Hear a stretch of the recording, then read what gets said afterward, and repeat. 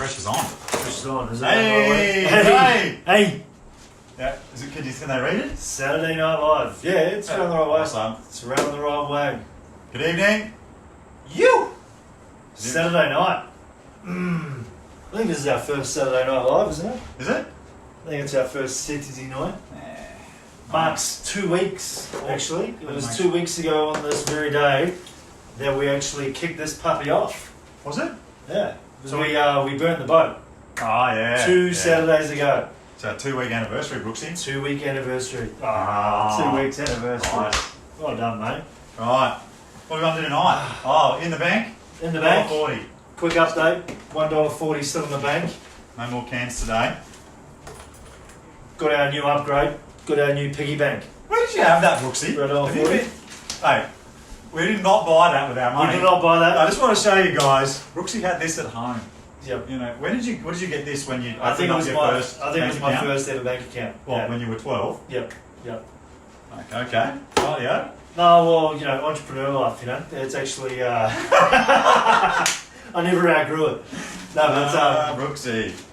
look, we're really excited about that piggy bank, but already looking at upgrades on that puppy already because we've got some exciting stuff happening. So, $1.40, $2,999,968.60 to go. I'm not even going to correct you on that one because it's so big. It Piece doesn't of it depends what your perspective is on big, really. matter. Right. What are we doing? What are we doing? Oh, no, we got the gold panning with Liz. Yeah, we're doing the some numbers gold on panning. on gold collection. Elisabeth Isenring came in with an absolute belter of an idea. Joe, how you doing? Happy Saturday. Hey, Joe. Yeah, she Gold came in pan. with an absolute belter with gold panning a couple of weeks ago, so we thought we'd crunch the numbers on gold panning. Oh, yeah. Well, I'm not really panning because I'm not this. I don't want to get my hands. I don't know. Just didn't. I don't know how to pan gold. Let's just be honest. We looked at that. Gold panning. One of the it's been one of the more interesting ones to crunch the numbers on, isn't it? It has been because we got to go and look at. I got to watch YouTube videos on collecting gold, and I'll tell you what, I got a bit of gold fever. Gold fever.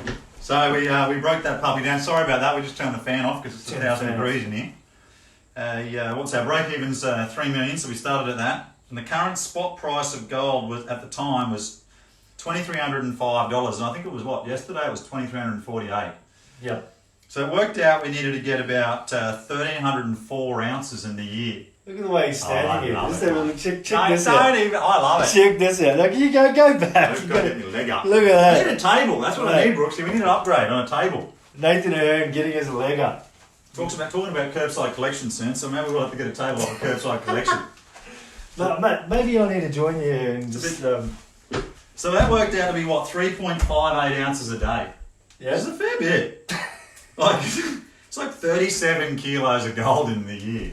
37 kilos of And gold. then that led to the gold fever rabbit hole of YouTube clips and Wikipedia pages and getting a bit excited, really, you know. And 37 kilos of gold was For $3 million. for $3 million.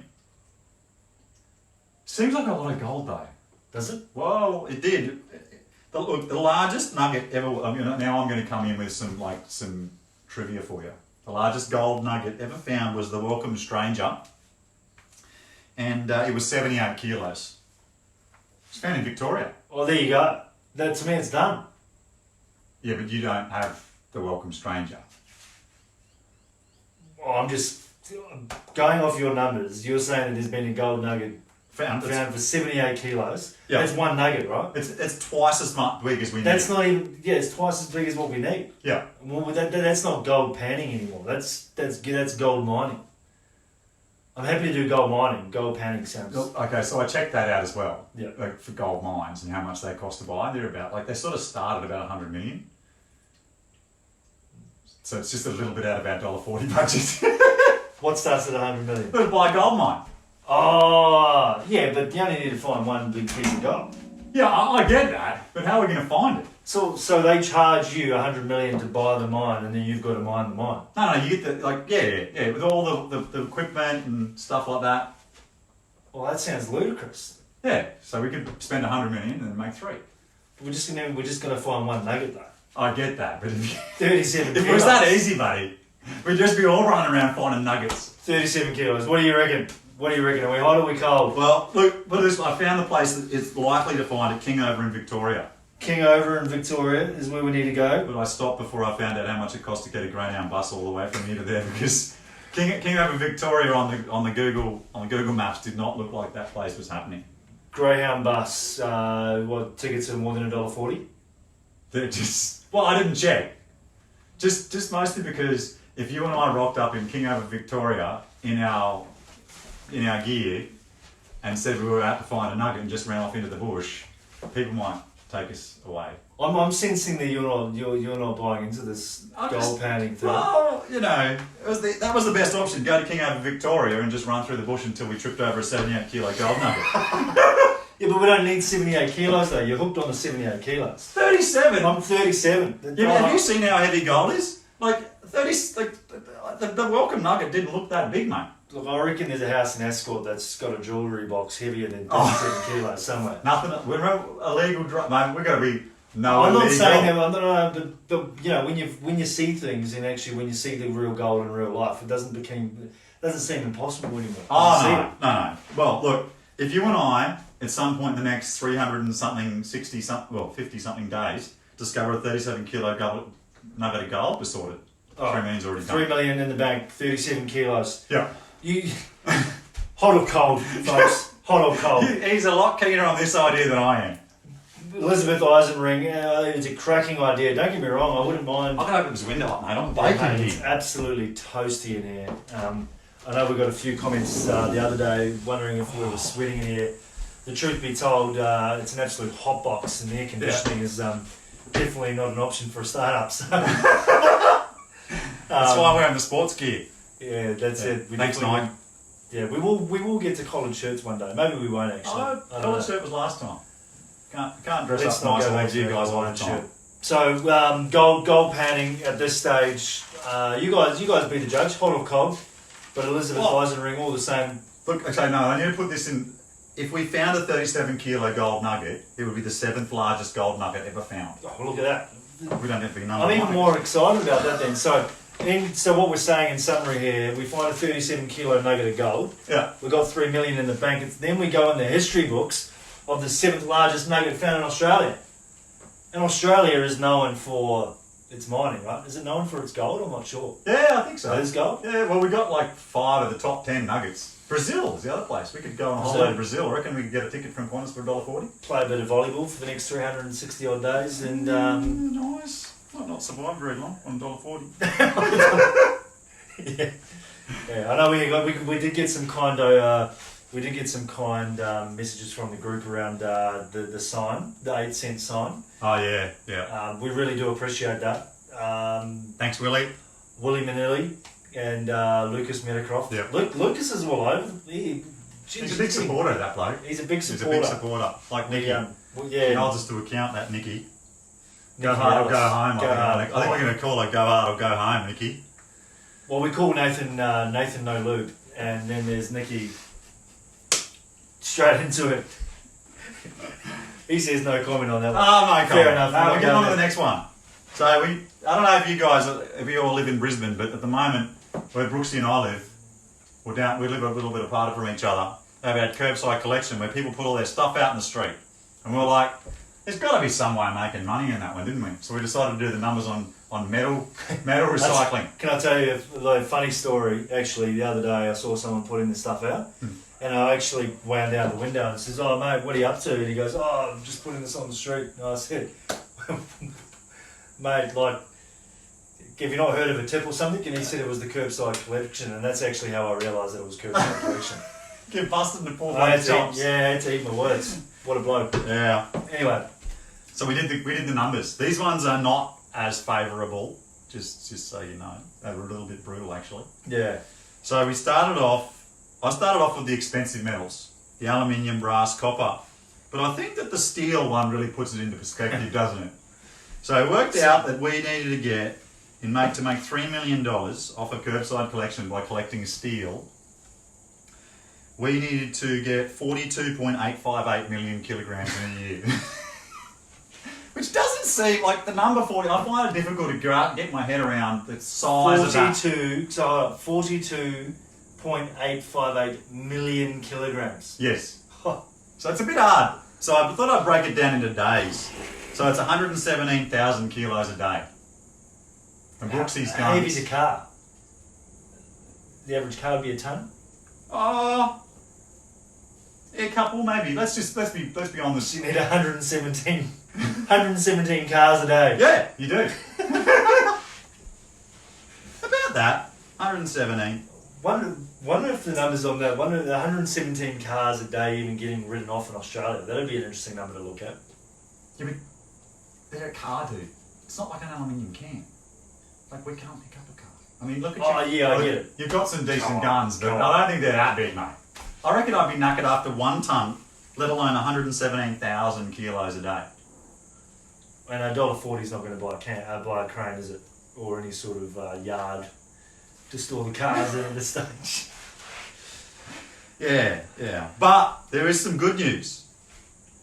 We've only got to get 2.143 million kilograms of aluminium, or 789,473 kilos of brass, or even better, 508,474 kilos of copper. You're doing numbers live. Yeah. So, Millie, how many zeros is that for a million? For 42. Which one? 858. Yeah, that one. So keep going. So that's 4.2. That's 42 there. Yep. And then if you got 2.1, which one was the aluminium? So then we minus. 2.143 million. So minus. 2.143 million. 2143. 000. That one? One more. That's it. It's 40,715,000. No. Different. We're different. Like, we just got 2.143 million kilos of aluminium we saw. That's what I mean. It's like it's a difference of 40 million 40 kilos. million kilos. Yeah, well, that's why. That excites me. That gets me up. Now I'm like, all right. Except the numbers, your guns still aren't big enough. Yeah. I'm sorry to say. And Still we could all see my guns aren't big Yeah. enough. Well, hey, look, we picked up 14 aluminium cans yesterday and we were spent. But there is some very good numbers. Batteries are worth $6 a pop. Car batteries, 500,000 car batteries, sorted. Now we're getting into it. That makes it a little bit closer. So $6 a battery. What's the numbers from that one? 500,000 divided by 365. It's only 1,369 batteries a day. I reckon that's the goal so far. It's a pretty good one. Yep. I didn't realise a battery was $6. I've been giving it to people. So it's a car battery. Car battery. I reckon that's a goer. Could be. Yep. I reckon the next number to do on that would be to see how many 1,036 cars going into some form of like. Would you go through that many batteries in a day? Yeah, but how do you get them out of the car? Doesn't seem like a bad business to be in though. I mean, bloody batteries are expensive. I'm seeing Pay like, $200 for them, getting $6 back. look, I'm seeing how Rickers make their money now. Yeah, that's some good I'm money. seeing how Rickers make their money. That's why those. You wonder why all their stuff's so cheap. Yeah. Because they're actually not making the money off what you buy off them. They're making all the money off what they sell. Yeah, well, it's not a bad business. Not a bad business. But still, that's a hard slog making $3 million that way.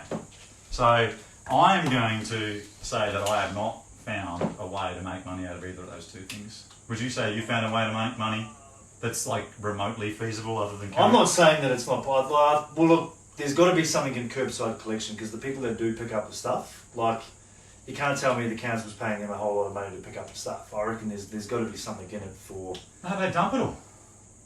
I rang. Ridiculous, really. They dump it all in the tip. They literally just get paid to come collect it. I don't know. There's got to be something in it. There could be, but I haven't found it. But I'll tell you what I do like about these two businesses. It's something epic. Well, it's No our main marketing. thing, isn't it? No marketing. No marketing. Because with $1.40, we aren't getting that many Facebook ads. It's a big thing that we're speaking about in all our business plans that we're wanting to come up with.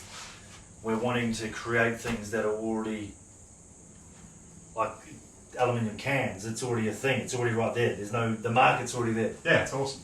But well, I think that really the thing about it is, and we probably haven't established this yet, which is that we really want to start this business from nothing. Yep.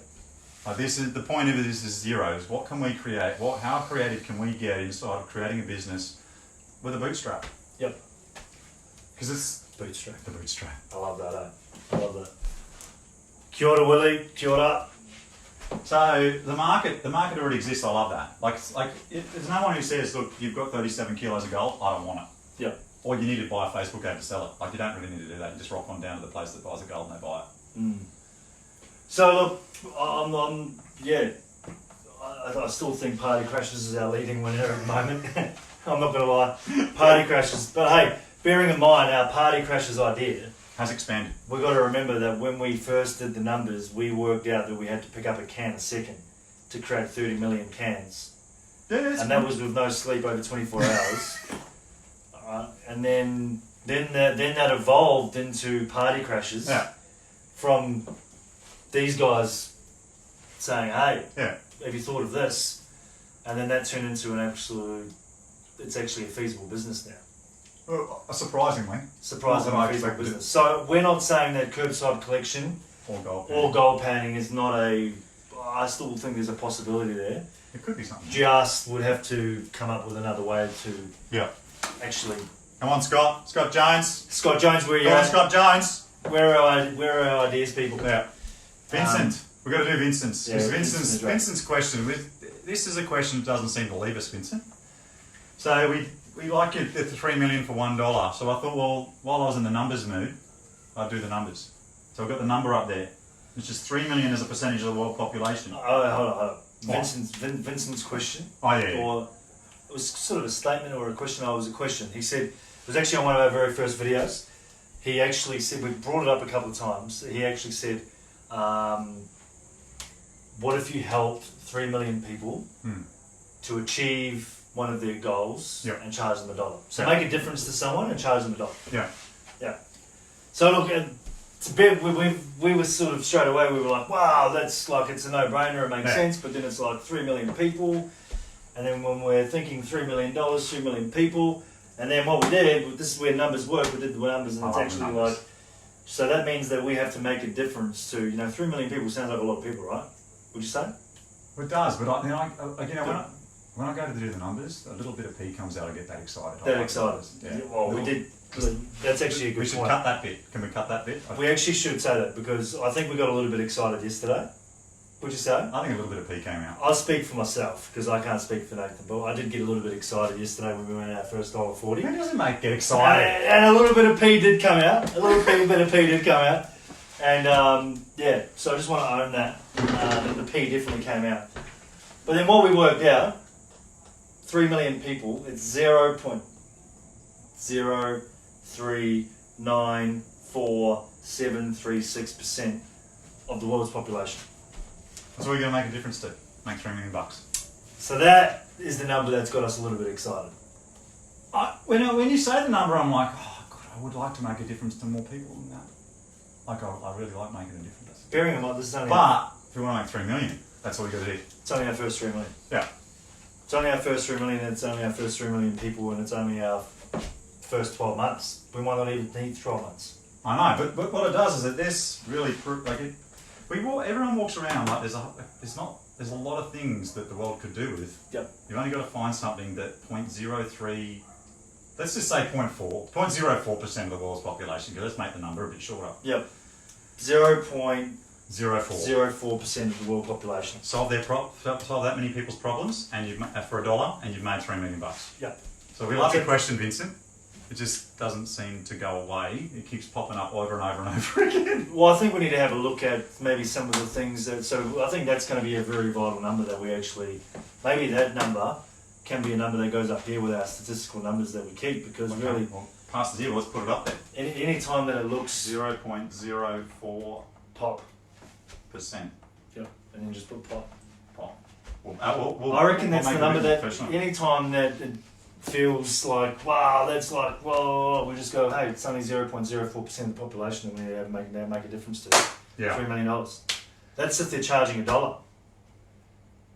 Yeah. Imagine if one of those people was worth $100,000.